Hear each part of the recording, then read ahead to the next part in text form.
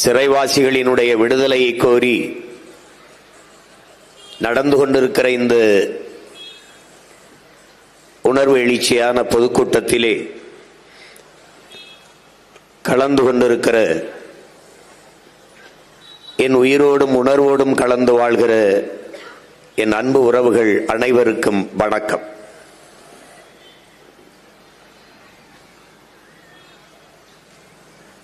இங்கே பேசிய என்னுடைய அண்ணன் தடா ரஹீம் அவர்களோட குறிப்பிட்டார்கள், நாங்கள் இந்த கூட்டத்தை நடத்துவது தேர்தல் நேரத்தில் என் மக்களினுடைய வாக்கை பெறுவதற்கு என்று. எல்லோரும் கேள்வி எழுப்புகிறார்கள், கேலி பேசுகிறார்கள் என்று பதிவு செய்தார்கள். அல்லாஹ் மீது ஆணையிட்டு உங்கள் பிள்ளைகள் சொல்கிறோம், நாங்கள் உங்கள் வாக்குக்கானவர்கள் அல்ல, உங்கள் வாழ்க்கைக்கானவர்கள். நாங்கள் உங்கள் ஓட்டுக்கானவர்கள் அல்ல, இந்த நாட்டுக்கானவர்கள். நாங்கள் ரம்ஜான் பெருநாளிலே நீங்கள் கொடுக்கிற என் சொந்தங்கள் தருகிற உணவுக்கானவர்கள் அல்ல, உங்கள் உணர்வுக்கானவர்கள், உங்கள் உரிமைக்கானவர்கள், உங்களுக்கு உயிரானவர்கள் என்பதை நீங்கள் உணர்ந்தால் போதும்.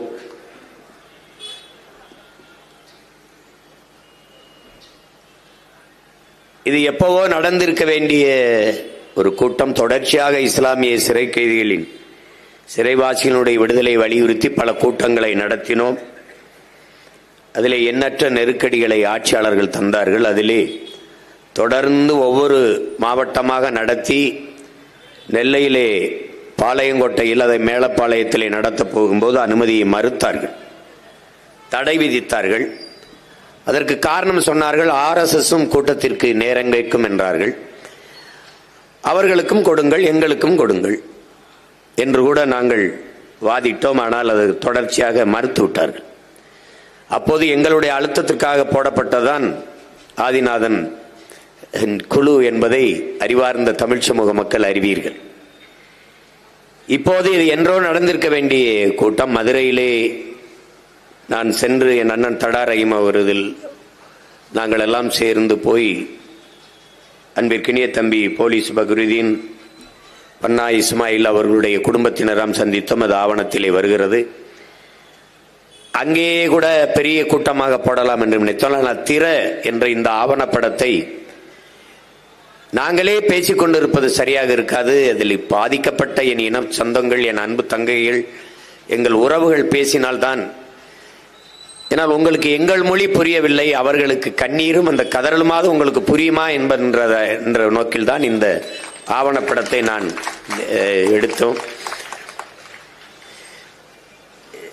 ஏனால் பன்னெடுங்காலமாக துயரங்களை தூக்கி சமூக தமிழ் சமூகத்தின் பிள்ளைகள், எங்களுக்கு வேறு வழியே இல்லாதனால்தான் அதை என்னுடைய தம்பி முரளி அவர்கள் எடுத்து கொண்டு வந்தார்கள். அது பெரும் பணி.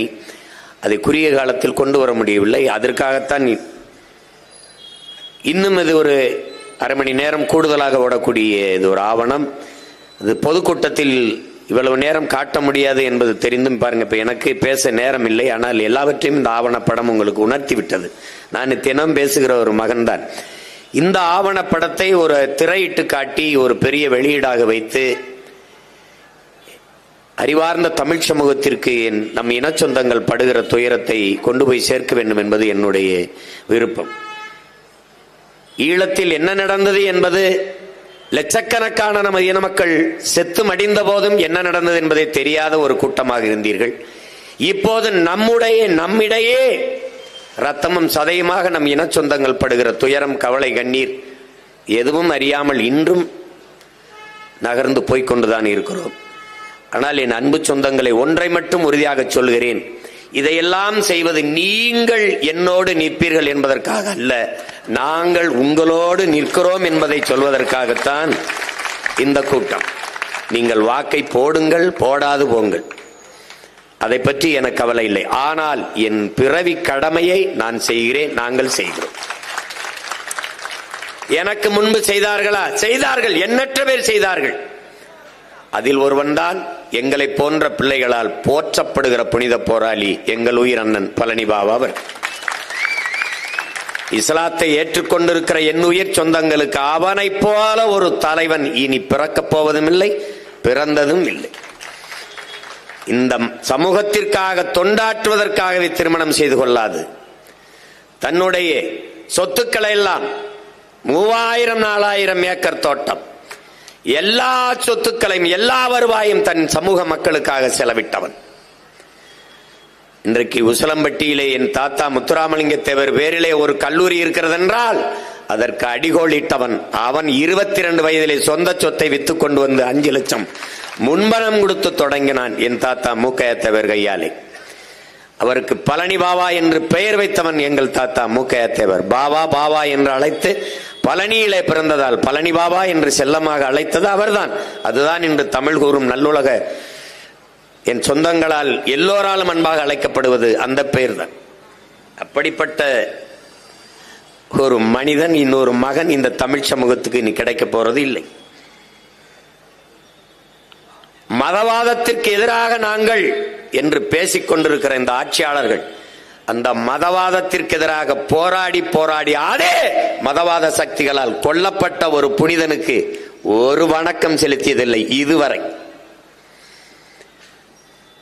ஆனாலும் என் மக்கள் அவரே எங்களுக்கு கற்பித்திருக்கிறார். பாவம் இந்த மக்கள், எவனாவது ஒருவன் வந்து அன்பாக 2 வார்த்தை பேசிவிட்டால் அவனையே தலைவன் என்று நம்பிக்கொண்டு பின் சென்று விடுவார்கள் என்று அவரே சொல்லி இருக்கிறார்.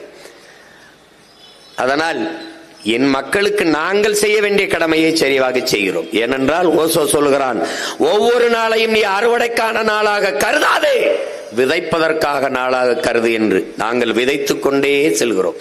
என்றாவது ஒரு நாள் நாங்கள் அறுவடை செய்வோம். இல்லை என்றால் எங்கள் தலைமுறை, அடுத்த தலைமுறை அறுவடை செய்யும்.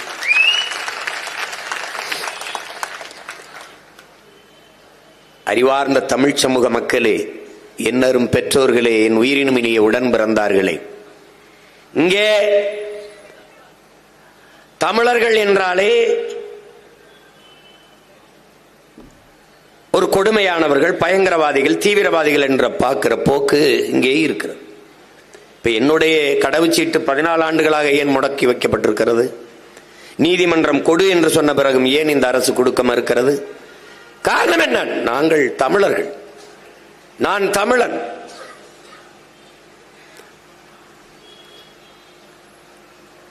ஈழத் தாயகத்தில் நம் மக்கள் எதற்காக கொல்லப்பட்டார்கள்? இந்த மொழியை பேசியதால். பிஞ்சு குழந்தைகள் கரிக்கட்டாக விழுந்தார்களே, நாம் என்ன மொழி பேசுவோம் என்று தெரியாத பிறந்த குழந்தைகள் எல்லாம் செத்து மடிந்தார்களே. காரணம் என்ன? இந்த இனத்தில் பிறந்ததால். அதனாலேயே இங்கு இஸ்லாத்தை, இஸ்லாமிய மார்க்கத்தை ஏற்றுக்கொண்டதாலேயே என் மக்கள் இந்த மண்ணிலே அளப்பரிய துன்பத்தையும் துயரத்தையும் தூக்கி சுமக்கிறார்கள். தாங்க முடியாத கொடுமைகளை அனுபவிக்கிறார்கள்.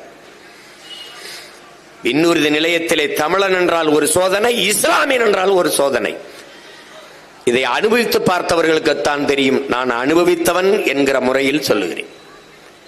விடுதலை என்ற சொல்லிற்கு யாருக்கு பொருள் புரியும்? அடிமை நிலையிலிருந்து அடக்கப்பட்டு ஒடுக்கப்பட்டு பன்னெடுங்காலமாக வீழ்த்தப்பட்ட ஒரு மகனுக்குத்தான் விடுதலை, சுதந்திரம் என்ற சொல்லின் பொருள் புரியும். அதனால் தான் 4 நூற்றாண்டுகளாக சிறை கொட்டடியிலே வாடுகிற என் உயிர் இஸ்லாமிய சொந்தங்களின் விடுதலைக்காக விடுதலை செய் என்ற முழக்கத்தை முன்வைத்து இந்த நிலத்திலே நாங்கள் தொடர்ச்சியாக போராடி வருகிறோம். அவர்கள் செய்யவில்லை என்றால், மக்களின் பிரச்சனைகளை அரசு கையில் எடுக்காத போது மக்களுக்கு இருக்கிற கடைசி வாய்ப்பு அதே அதிகாரத்தை, அதே அரசை மக்கள் கையில் எடுப்பதுதான். ஒரு நாள் இந்த அதிகாரத்தை நாங்கள் கையில் எடுப்போம், எம் மக்களை விடுதலை செய்வோம். இவர்கள் ஏமாற்றுக்காரர்கள். என் மக்கள் இன்னும் நம்பிக்கொண்டலைகிறார்கள். அற்ப வாக்குக்கு அலைவார்கள். உங்களையும் என்னையும் ஒரு உயிராக மதிக்க மாட்டார்கள். இது அல்லாஹ் மீதானை. அவர்களுக்கு நமது உரிமையோ உணர்வோ உயிரோ முக்கியம் அல்ல, நமது ஓட்டு மட்டும்தான். ஏன் இந்த உலமாக்களை போன ஆண்டு கூட்டி மாநாடு போடவில்லை? 16 இடத்தில் இருக்கிறது. ஏன் அண்ணா எங்க அண்ணா தடாரங்க ஏன் போன ஆண்டு போடவில்லை? அதற்கு முந்தைய ஆண்டு போடவில்லை? ஏன் இப்போது நடக்கிறது? ஏனென்றால் இந்த அடுத்த மாதம் தேர்தல் வர இருக்கிறது. அதனால்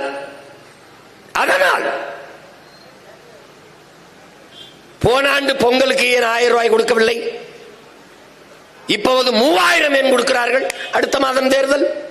போன ஆண்டு படிக்கிற மாணவர்களுக்கு எதற்காக மடிக்கணி கொடுக்கவில்லை? இந்த ஆண்டு ஏன் அடுத்த மாதம் தேர்தல்?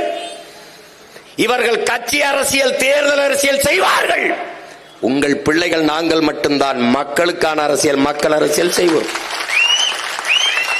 அவர்கள் செய்தி அரசியல், விளம்பர அரசியல் செய்வார்கள். உங்கள் பிள்ளைகள் நாங்கள் தான் செயல் அரசியல், சேவை அரசியல் செய்வோம்.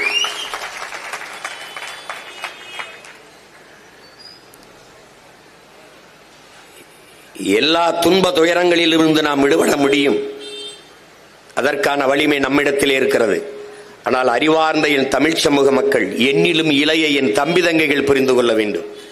உண்மையிலேயே இவர்கள் சொல்வது போல நாம் சிறுபான்மையினரா? சிறுபான்மையினர் என்றால் எப்படி, எதை வைத்து சிறுபான்மை? உலகெங்கிலும் வரலாற்றிலே என் உடன் பிறந்தார்களே, உலகெங்கிலும் வரலாற்றிலே ஒவ்வொரு இனத்தையும் மொழி இன அடிப்படையில் தான் வகுக்கிறார்கள். அப்படித்தான் எந்த நாட்டிலும் எந்த இன வரலாற்றிலும் மதத்தின் அடிப்படையில் மனிதர்களை வகுத்து பார்த்தது இல்லை. ஐரோப்பிய நாடு முழுதும் கிறிஸ்தவர்கள் தான். பிறகு எதற்காக அத்தனை நாடுகள்? எதற்கு பிரான்ஸ்? எதற்கு சுவிஸ்? எதற்கு டென்மார்க்? எதற்கு ஜெர்மனி? எதற்கு நார்வே? ஏன்? மொழி வழியே தேசிய இனங்கள், நிலங்கள். I am Christian கிடையாது, I am French. I am British கிடையாது, I am English. மொழி வழிதான் தேசிய இனங்கள், நிலங்கள். இங்கிலாந்திலே இருந்தவன் தானே அயர்லாந்துக்காரன். எதற்காக? 2 பேரும் கிறிஸ்தவன் தான். எதற்காக பிரிந்தான்? நீ இங்கிலீஷ், நான் ஐரிஷ். ஒரே நூல், வேத நூல், பைபிள்.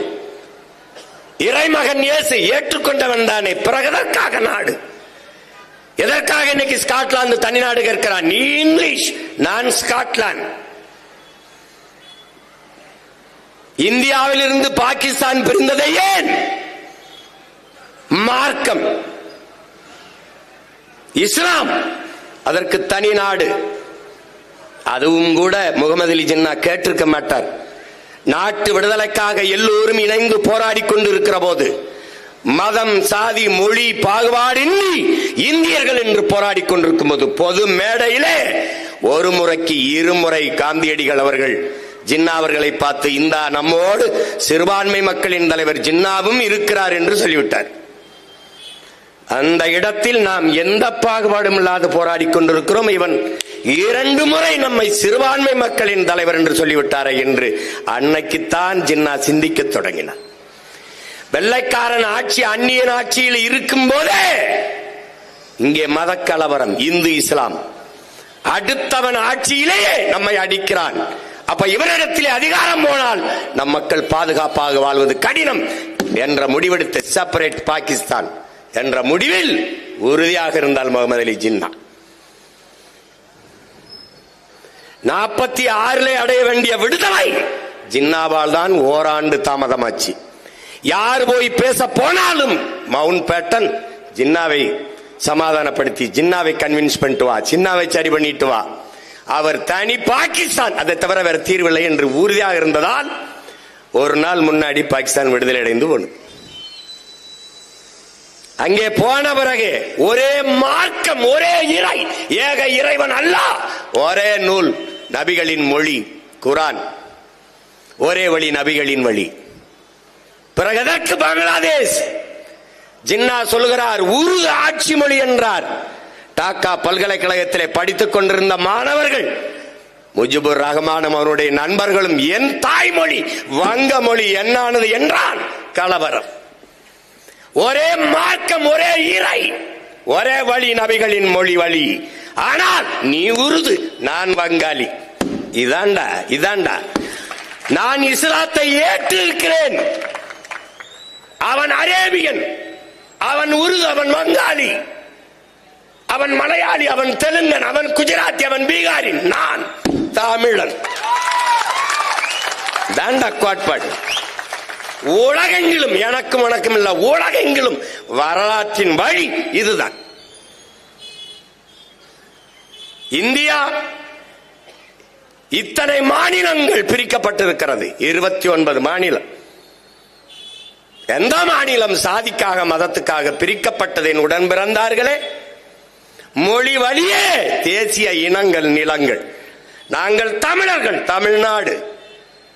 அவர்கள் மலையாளிகள், கேரளா. அவர்கள் தெலுங்கர்கள், ஆந்திரா. அவன் மகாராஷ்டிரா, மராட்டியம், மகாராஷ்டிரா. அறிவு சமூகமே, இந்துதானே. குஜராத்தில் இருப்பவனும் மராட்டியத்தில் இருப்பவனும் மகாராஷ்டிராவில் இருப்பவனும் இந்துதானே. அப்ப ஒரே மாநிலமாக இருக்கும் போது எதற்காக குஜராத்தை தனி மாநிலமாக கேட்டான்? பதிலாற்ற இருக்கு, யார்கிட்ட இருக்கு? ஒரே மாநிலமாக இருந்தது மகாராஷ்டிரமும் குஜராத்தும். எதற்காக பிரிந்தது? நீ மராட்டியன், நான் குஜராத்தி. எங்க இருக்குது மதம்? பங்களாதேஷ், கிழக்கு பாகிஸ்தான், அங்க உருது வங்காள பிரச்சனை.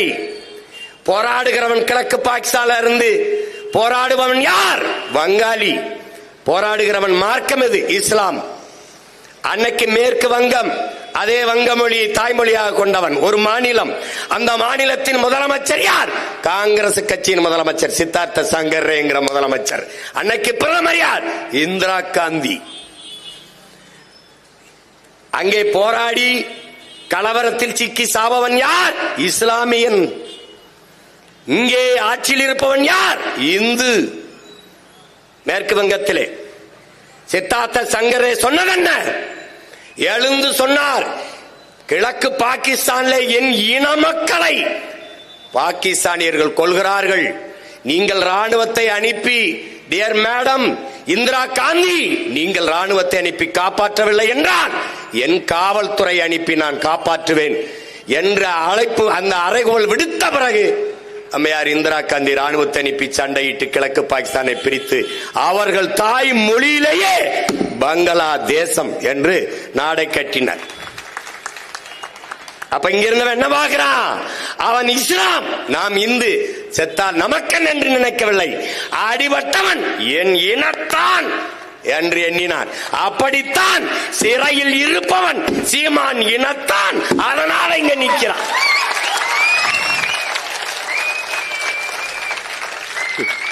இங்க இருக்கிறவனா அரேபியால இருந்து யாரும் இறக்கி விடப்பட்டவன் இல்லை. என் உடன் பிறந்தவர்களே, என் ரத்த சொந்தங்கள், என் உடன் பிறந்தவர்கள் இஸ்லாமியர்கள். நாங்கள் தமிழராகவில்லை, தமிழர்கள் நாங்கள் இஸ்லாமிய மார்க்கத்தை ஏற்றிருக்கிறோம். அப்படிதான் என் தம்பி சைபுல்லா, அப்படிதான் எங்க தடாரகம், அப்படிதான் எங்க அண்ணன் என் தம்பி ஹுமாயூன், அப்படிதான் இங்க இருக்கிற என் சொந்தங்கள் எல்லாம். நல்லா கவனிச்சுக்கணும். இதை பலமுறை இந்த மண்ணில் வலியுறுத்தியவன் என் உயிர் அண்ணன் பழனி பாபா அவர்கள். நான் இங்குதான் இருந்தேன், மார்க்கம்தான் என்னிடத்தில் வந்தது. ஏன்?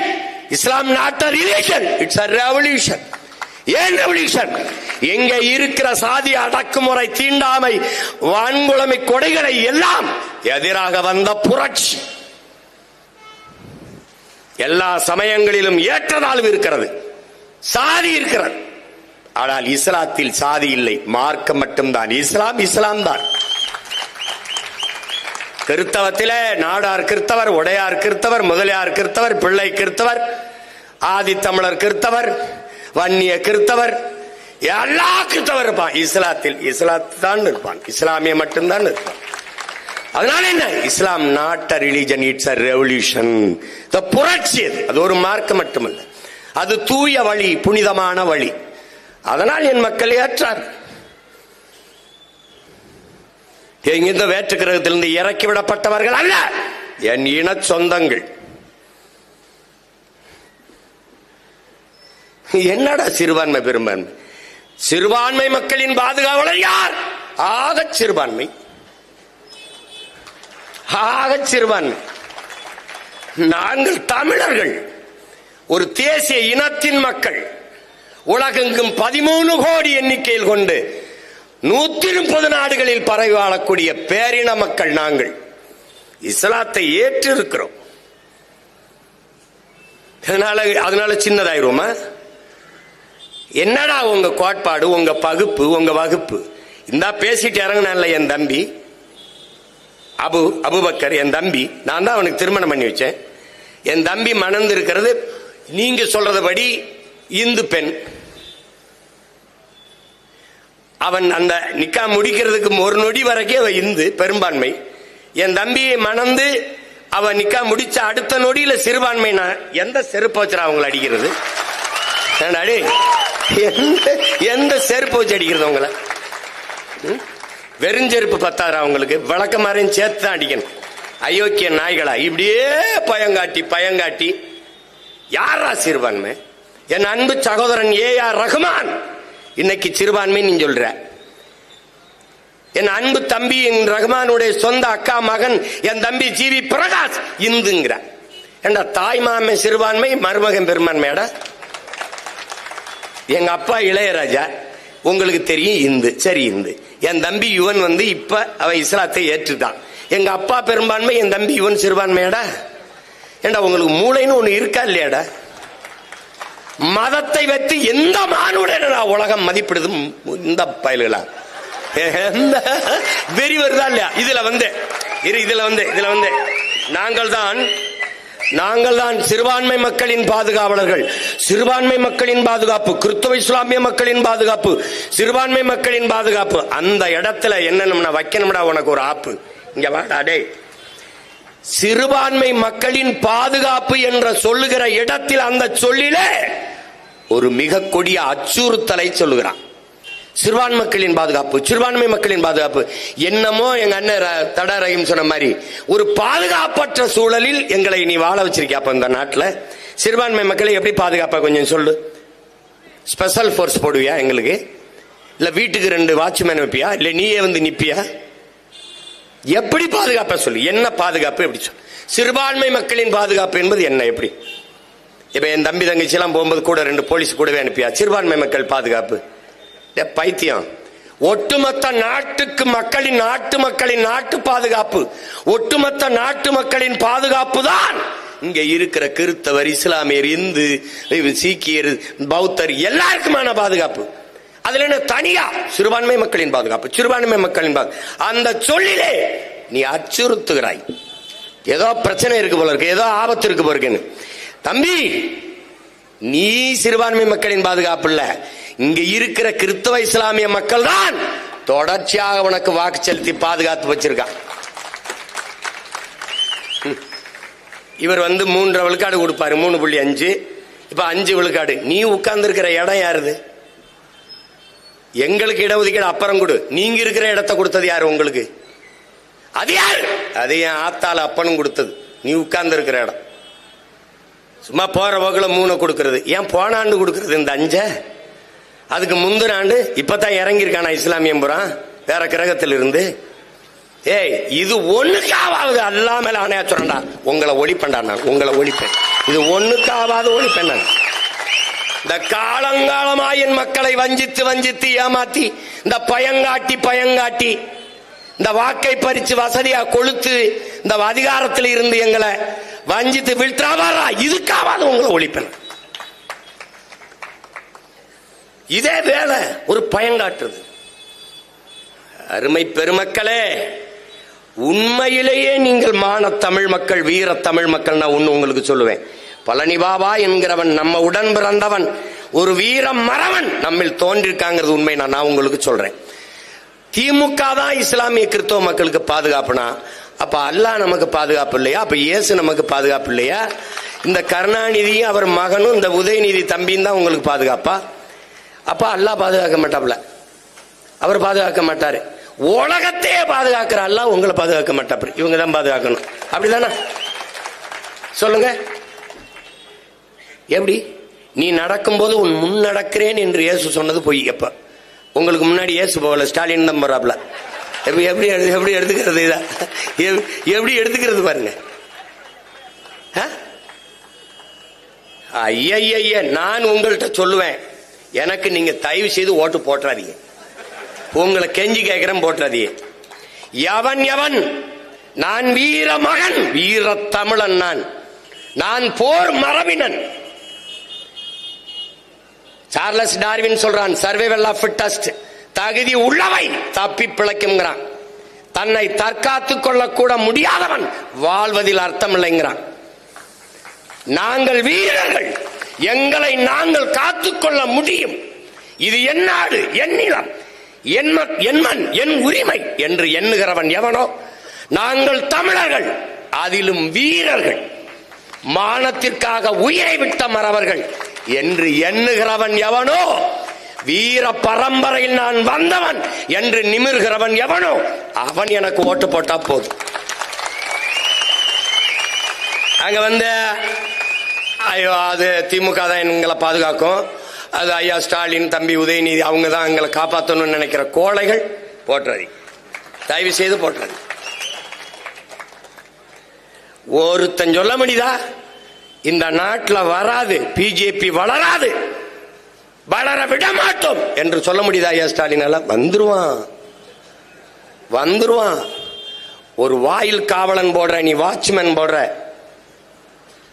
அம்மா நீங்க போய் படுங்கம்மா நான் பாத்துக்கிறேன்னு சொல்லணும். அவன் அதை விட்டு அம்மா கதவை பூட்டிக்கிறங்கம்மா, 2-3 தாப்பா போட்டுக்கிறங்கம்மா, அம்மா ஜன்னல் நல்லா பூட்டிக்கிறங்கம்மா, அம்மா அடைச்சிக்கிறங்கம்மா, அம்மா தட்டி பாத்துக்கிறங்கம்மா, நீங்க உள்ள போனோன்னா நான் தூங்கிடுறேம்மா.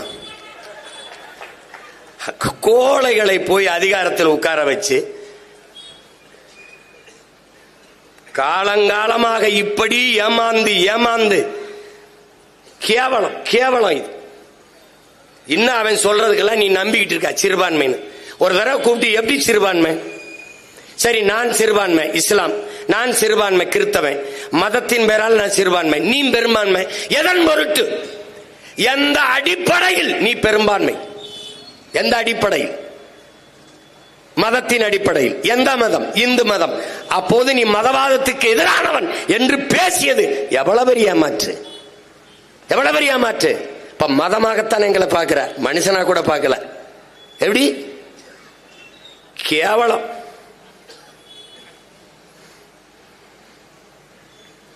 என்ன செய்யறதுன்னு எங்களுக்கும் தெரியல. இப்போ உங்க மகன் அதிகாரத்தில் இருந்தா, எங்க அண்ணன் சொல்றாரு தடாரையும் என்ன தம்பி சீமானா இருந்தா நான் அண்ணே இதுக்கு பதில் சொல்லிட்டு போங்கன்னு, அந்த நிலைக்கு நான் வச்சாதானே நீங்க என்ற கேள்வி கேட்க போறீங்க.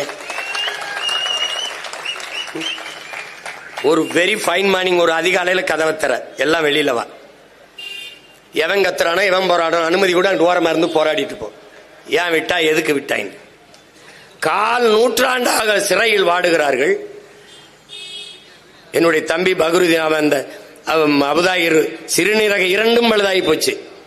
நான் போய் மருத்துவமனையில் பார்க்கும்போது என்கிட்ட சொல்றான் பாருங்க, அவனுக்கு பேச்சு வரல. அப்ப கிட்ட போய் நான் கேட்கிறேன், அவன் மருத்துவமனையில் இறந்துட்டாப்ல, அந்த உயிர் 2 சிறுநீரகமும் இயங்கல, உடல் சுத்தமா நலிவிட்டு போச்சு, மரணத்தை நெருங்கிட்டான். அப்பவாவது அவனை விடுதலை செஞ்சு வீட்டுல போய் அவன் உயிர் போறதுக்கு அனுமதிக்கல, அவன் மவுத்து அங்க நடக்கல. இந்த கோரை உள்ளம் கொண்டவன் நல்லது செய்வான்னு நம்பிட்டு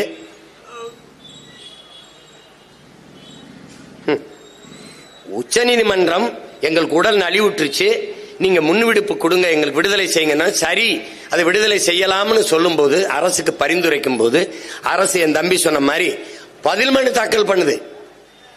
எந்த மனநிலையில் உள்ளே சென்றார்களோ அதே மனநிலையில் தான் இன்னும் இருக்கிறார்கள். வெளியில வந்தால் இங்கே இருக்கிற இந்து மத தலைவர்களுக்கு உயிருக்கு ஆபத்து என்று யார் சொல்றா? இதே இஸ்லாமிய மக்கள், சிறுபான்மை மக்களின் பாதுகாவலர் அரசு தான் சொல்லுது.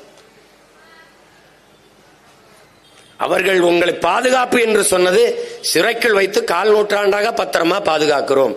அவர்கள் விடுதலை என்பது செத்து நீங்க உயிர் போற விடுதலை இருக்குல்ல, அந்த விடுதலை தான் அவர்கள் சொல்கிறார்கள். என்றைக்கு நீங்கள் இதை புரிந்து கொண்டு என்னைக்கு நம்ம மாறுறதுன்னு யோசிச்சு பாரு. இப்ப எங்களுக்கு வேற வழி இல்லை. எவ்வளவு காலத்துக்கு இதை நீங்க நம்பி சொல்லும்? இவ்வளவுக்கும் புரட்சியில் பூத்த ஒரு மதம், அநீதிக்கு எதிராக நின்ற மதம், ஒரு மார்க்கம் உங்களுக்கு தெரியும். எங்க அண்ணன் தடா ரஹீம் அவர்கள் எது நமக்கான அரசியல்னு ஒரு கூட்டம் போட்டாங்க. அதுல நீங்க இஸ்லாமிய மக்கள் கிறிஸ்தவ மக்களை சாத்தானின் சாத்தானின் பிள்ளைகள்னு சொல்ல, சாத்தானின் பிள்ளைகளாக ஆகிக் கொண்டிருக்கிறீர்களேன்னு சொன்னேன். அதுக்கு நான் விளக்கம் கேட்டேன். பதில் உங்ககிட்ட நீங்க உங்க எல்லாத்தையும் கேட்கிறேன், நீங்க சொல்லுங்களேன். சாத்தானின் செயல்கள் எது எது? தீய செயல்கள் ஹராம் எது எது?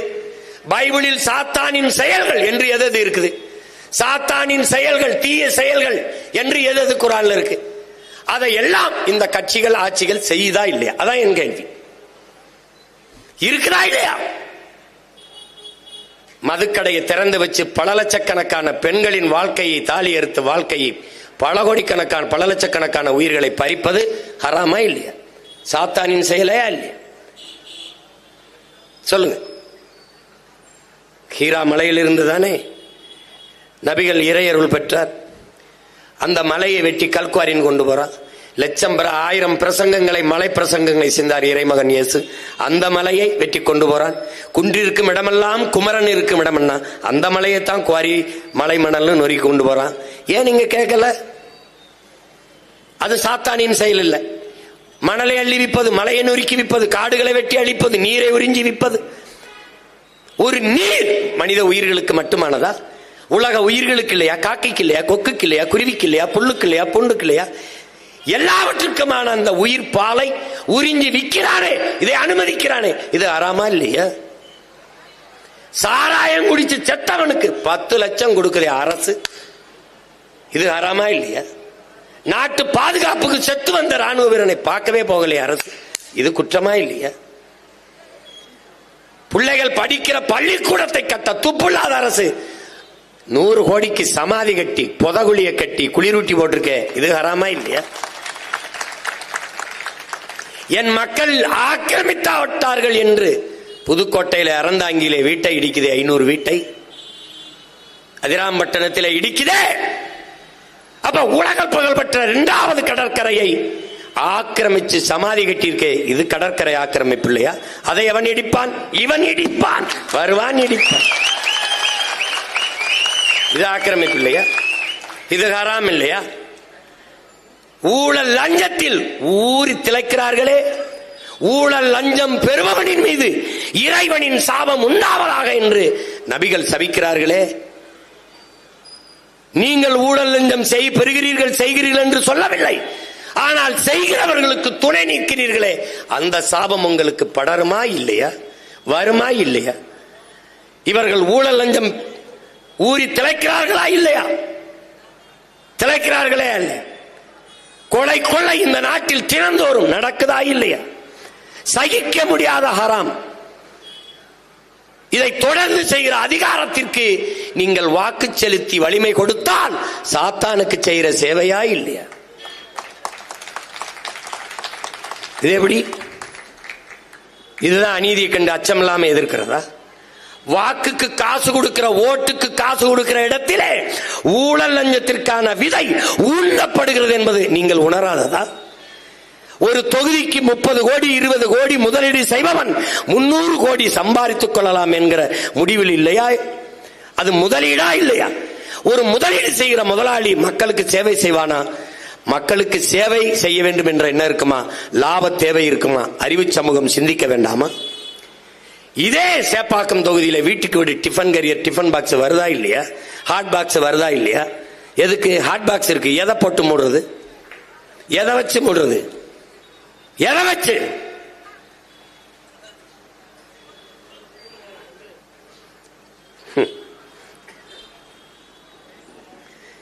அறிவார்ந்த தமிழ் சமூகம், உலகத்திற்கு அறிவை கடன் கொடுத்த ஒரு இனத்தின் மக்கள் நாம். அடிமையாக வாழ்வதை விட சுதந்திரமாக சாவது மேலானது என்று போராடி செத்த இனத்தின் மக்கள் நாம். எதுக்கு இவங்கிட்ட கை கட்டணும்? என்ன நடந்துரும்? என்னமோ ஊரா நாட்டில் போய் வாழ்றீங்களா? இது நம் நாடு, நம் நிலம், நமது அதிகாரம், நமது உரிமை. இதுல இவர்கள் என்ன நம்மளை பாதுகாக்கிறது? என்ன பாதுகா? என்ன வந்துடும்? திமுக ஓட்டு போல என்ன வந்துடும்? சரி, பிஜேபி பாராளுமன்றத்தில் பிஜேபி வரும், நீங்க எனக்கு போடல. சரி, நான் கேட்கிறேன், நான் பிஜேபியின் பி டீம். நாங்கள் இந்துக்கள் அல்ல. நாங்கள் இந்துக்களாக இருந்தோமா, இந்துக்களாக ஆக்கப்பட்டோமா? இந்த கேள்வியை இந்தியாவிலே எழுப்பின ஒரே மகன் நான் தான். வரலாற்றின் வழி நின்று கேட்கிறேன், நாங்கள் இந்துக்களாக இருந்தோமா இல்ல இந்துக்களாக ஆக்கப்பட்டோமா? முதலாக இந்த நாட்டு மக்களை மதமாற்றம் செய்தவன் சர் வில்லியம் ஜோன்ஸ். அந்த அயோக்கிய பைய போட்ட கையெழுத்துல தான் நாங்கள் முருகனை வழிபடுகிற சைவர்கள், சிவனை வழிபடுகிற சிவசமயம், பெருமாளை வழிபடுகிற மாலியம், இதுதான் தமிழர் சமயங்கள். எங்களை அவன் சட்டப்படி இந்துனா ஆக்கினான். அவன் சீக்கியன், அவன் குருநானக் வழியில் நிற்கிற சீக்கியன், அவன் புத்தனை வழிபடுகிற பௌத்தன், அவன் சமணன், எல்லாரையும் சேர்த்தவன். எவன் பார்சியிலையோ, அவன் ஆங்கில இந்தியிலையோ, அவன் கிறிஸ்தவன்லையோ, இஸ்லாமிலையோ, அவனெல்லாம் இந்துன்னு போட்டான். அந்த கையெழுத்துல நாங்க இந்து ஆனோம், ஆக்கப்பட்டோம். நான் பிஜேபியின் பி டீம். 6 விழுக்காடு விழுக்காடு ஓட்டு வச்சிருக்கவனுக்கு எவ்வளவு பேரம் பேசுறேன்? 8.5 விழுக்காடு ஓட்டு வச்சிருக்கேன், எவ்வளவு பேசியிருப்பேன்? பல நூறு கோடி தெருக்கோடியில் கூட நிக்கிறேன். உன் கோடி வேணாம், இந்த தெருவில் நிக்கிறேன். நான் பிஜேபி பி டீம். எங்க கட்சியில் 90 விழுக்காடு இந்துக்கள் தான் என்று சொல்ற ஐயா ஸ்டாலின், அவருக்கு பேர் என்ன? 90 விழுக்காடு இந்துக்கள் தான் என்று எத்தனை முறை பதிவு செஞ்சிருக்கிறார்? அவருக்கு பேர் என்ன? நான் ஏன் பி டீம்?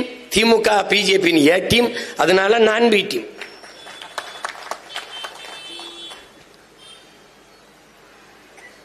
ஒரு ஈடி ரைடு வந்தவன ஓடி போய் வாரேன் மோடின்னு கையை பிடிச்சவரை போயிட்டு நீ பிஜேபி எதிர்க்கிறாரு. ஆபரேஷன் சிந்தூருக்கு முதலாக இந்திய பெருநிலத்திலே ஒரு மாநில முதல்வர் ஆபரேஷன் சிந்தூர் என்ற அந்த போரை ஆதரித்து பேரணி நடத்தின ஒரே முதல்வர் ஐயா ஸ்டாலின் தான். 22 மாநிலத்தில் பிஜேபி ஆளுது, ஒரு மாநில முதல்வர் கூட பாராட்டல, பேரணி போன. இவருக்கு பிறகுதான் டெல்லி முதலமைச்சரே பேரணி போனார், அணிவகுப்பு நடத்தினர். எடுத்த உடனேயே பேரணி நடத்தினர். ரஷ்யாவில் போய் எங்கள் நாட்டின் பாதுகாப்புக்கு இதை விட வேற வழி இல்லை, ஆபரேஷன் சிந்தூரை தவிர என்று பேசியவர் அம்மையார் கனிமொழி, அனுப்பியவர் ஐயா மோடி. ஒரே ஒரு மகன் தான் கேட்டேன். இந்த பகல்காம் இடத்துல தாக்குதல் எப்படி நடந்தது? நாங்கள் விண்ணூர்திக்கு பயணிக்கும் போது ஆதார் அட்டை கேட்கிற, அடையாள அட்டை கேட்கிற, பிடி காட்டு, பிரிம்பி காட்டு, சுவ கல்ட்டு, பெல்ட்ட கல்ட்டு எல்லாம் பாக்குற. அப்ப அந்த 200 கிலோமீட்டர் வந்திருக்கான்ல ஊடுருவி, எல்லையில நுழைஞ்சு, பார்டர்ல நுழைஞ்சு ஆயுதத்தோட வந்திருக்கான்ல, அவன்கிட்ட நீ ஆதார் கேட்கல? பயணம் செய்ய போற எங்களை படாத பாடுபடுத்துற நீ சொல்ற பயங்கரவாதிங்கிற அவரை எப்படி 200 கிலோமீட்டர் உள்ள விட்டது உனக்கு தெரியாம வந்துட்டானா? தாக்குதல் ஒரு சுற்றுலா தலத்தில் பாதுகாப்பு இல்லாமல் எப்படி வச்ச? எங்க அங்க ராணுவம்? காஷ்மீர் உனக்கு தெரியும், உணர்வுபூர்வமான பகுதி, சென்சிட்டிவ் ஒரு ஸ்டேட், அங்கேயும் ராணுவம் இல்ல, அங்கேயும் போலீஸ் இல்ல. சரி, வந்து சுட்டான், டம்னு சத்தம் கேட்டவனை ஏன் காவல்துறை வந்து குவியல, ராணுவம் வந்து குவியல? நான் கேட்டுக்கிட்டே இருக்கேன் பாருங்க, ஏதாவது பதில் இருக்கா பாருங்க. இருக்காது. சுட்டு அவன் காணொலி எடுத்து பேசி எல்லாம் தப்பிச்சு வெளியேற வரை ஒரு போலீஸ் கூட அங்க வரலையா? ஏன்? உனக்கு தெரியாம எதுவும் நடக்கல, இப்ப நடந்துருச்சு. அதற்கு பிறகு 10 நாள் கழிச்சு ஆபரேஷன் சிந்தூர்னு போறதோடுக்கு காரணம் என்ன? ஏன் அடுத்த நாளே அறிவிக்கல? ஏன் அடுத்த அரை மணி நேரத்தில் அறிவிக்கல? தப்பிச்சு போகும்போது ஏன் தடுத்தவனை பிடிக்கல, சுட்டு கொள்ளல? ஏன் கொள்ளல? ஆபரேஷன் சிந்தூர்னு 10 நாள் கழிச்சு அப்பாவி மக்கள் மீது போர் தொடுத்து பச்சிலம் குழந்தைகள் பெண்களை எல்லாம் கொண்டு குவிச்சு, இந்த தாக்குதலுக்கு அவனுக்கு ஏதாவது செத்தவனுக்கு ஏதாவது சம்பந்தம் இருக்கா? தாக்குதலில் ஈடுபட்டவனா செத்துருக்கானா, கொல்லப்பட்டிருக்கானா? இல்லை. இந்த போரைத்தான் ஆதரிச்சது உங்க திமுக அரசு.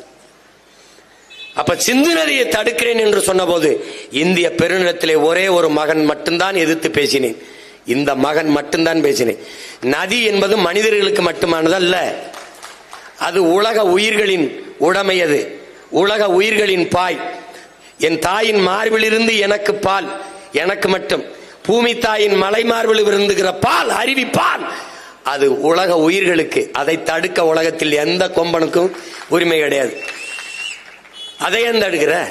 இந்த தாக்குதலை சம்பந்தப்படாத பல லட்சக்கணக்கான விவசாயிகள் இருக்கான், பல லட்சக்கணக்கான மக்கள் இருக்காங்க, பலாயிரக்கணக்கான உயிரினங்களுக்கு, ஆடு மாடு மானு குயில் மயில் எல்லாம், அவற்றுக்கான நீர், அதை யார் தடுக்கிற உரிமை உனக்கு கொடுத்தது? ஒருத்தனும் கேட்கல. நான் மட்டும்தான் கேட்டேன். அப்படியானால் ஒன்று செய், தண்ணீரை விட்டுவிடு. தண்ணீர் குளிக்காமல் ஒரு வாரம் இருக்கலாம். பாகிஸ்தானுக்குள்ள போற காற்றை மறைச்சிரு. ஏன்னா சுவாசிக்காம இருக்க முடியாது. இந்தியாவிலிருந்து காத்து வராதா அப்படின்னு வேணா தடு அப்படின்னு. நீங்க திருப்பி மறுபடியும் திமுகவுக்கே போடுங்க. எங்களை தூக்கி சுடுகாட்டில் போடுங்க, போட்டு விட்டுருங்க. பெத்த பிள்ளைகளை தெருவில் நின்று கத்த விட்டு மறுபடியும் நீங்க போய் இன்னுமா உங்களுக்கு எது சரி தவறுன்னு தெரியல. என்னைக்கு நீங்க மாற போறீங்க சொல்லுங்க. என்னைக்கு, எந்த இடத்துக்கு மாற போறீங்க? எந்த இடத்துல மாற போறீங்க? இவர்கள் இன்றும் நான் சொல்லுவேன், இப்ப நேரம் ஆகி போச்சு, அதனால நிறைய பேச முடியாது. இதெல்லாம் இந்த ஆவணப்படத்தை ஒரு நாள் வெளியிட்டு மிச்சத்தை எல்லாம் வச்சு அங்க நான் பேசிடுறேன். ஆனா ஒண்ணு மட்டும் நான் உறுதி சொல்றேன், நீங்கள் எங்களுக்கு வாக்கு தந்தாலும் தரவில்லை என்றாலும் நாங்கள் உறுதியாக ஒரு நாள் வெல்லுவோம். அன்னைக்கு நான் இந்த பாருங்க, நான் ஒரு சத்தியம் தருகிறேன், ஒரு சத்தியம் தருகிறேன். அன்னைக்கு வந்து இங்கே கண்ணீர் சிந்தி என் தங்கைகள், என் தங்கை முபின், என் தங்கையின் மட்டுமல்ல, இங்கே கண்ணீர் சிந்திய எல்லா என் தங்கையினுடைய கண்ணீரையும் இந்த அண்ணன் துடைப்பேன் என்கிற உறுதியை நான் தருகிறேன். எந்த மக்களின் பிரச்சனைக்கு நாங்கள் நிற்கவில்லை என்று சொல்லுங்கள். இஸ்லாமிய சொந்தங்களுக்கான பிரச்சனைக்கு நிற்கிறோம், அதிலே அவர்கள் வாக்கு. ஆசிரியர் பெருமக்களுக்கு, மருத்துவர்களுக்கு, செவிலியர்களுக்கு, வேளாண்குடி மக்களுக்கு, மீனவர்களுக்கு, துப்புரவு தொழிலாளர்களுக்கு, போக்குவரத்து தொழிலாளிகளின் பழைய ஓய்வூதியத்திற்கு யாருக்காக நிற்கவில்லை? எல்லாருக்காகவும் நிற்கிறோம். நீங்கள் தான் ஒரே ஒரு முறை கூட இந்த பிள்ளைகளுக்காக நிற்கவில்லை என்பதுதான் வரலாற்றில் பெருந்துயரம். எனவே என்னரும் சொந்தங்களே, என் உயிருக்கினியே, என் உடன் பிறந்தார்களே, வருகிற தேர்தலை நாம் ஒரு மாறுதலாக பார்ப்போம், மாற்றத்திற்கான ஒரு தேர்தலாக பார்ப்போம். வருகிற 21ஆம் தேதி பிப்ரவரியில் திருச்சியிலே ஒரு மாநாடு, இது மாற்றத்தை விரும்பும் மக்களின் மாநாடு என்று. அது நம் இனத்தின் திருவிழா, எல்லோரும் கூடுவோம், தமிழ் பேரின பெருவிழா, வென்று வாகை சூடுவோம். நாம் நமக்கான அதிகாரத்தை நாம் நிறுவுவோம். அதிகாரம் மிக வலிமையானது என்கிறார் புரட்சியாளர் அண்ணல் அம்பேத்கர். அதை அடைந்து விட்டால் அனைத்தும் எளிமையானது என்கிறோம் உங்கள் பிள்ளைகள். அந்த அதிகாரத்தை கொண்டு நம் துயர துன்பங்களை துடைத்து எறிவோம். கவலை கொள்ளாதீர்கள். எல்லா சுமைகளையும் எல்லா பாரங்களையும் அல்லாஹ்விடத்தில் ஒப்படைப்போம். ஏக இறைவன் அல்லாஹ் நமக்கு அருள் தருவான். ஆமீன். நன்றி, வணக்கம்.